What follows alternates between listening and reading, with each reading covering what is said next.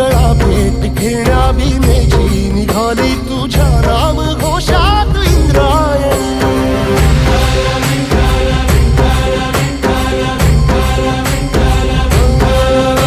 भिडे आसमंती ध्वजा वैष्णवांची उभी पंढरी आज नानावली.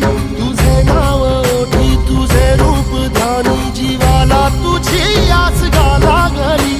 जरी बाप साऱ्या जगाचा परी तू आम्हाले करा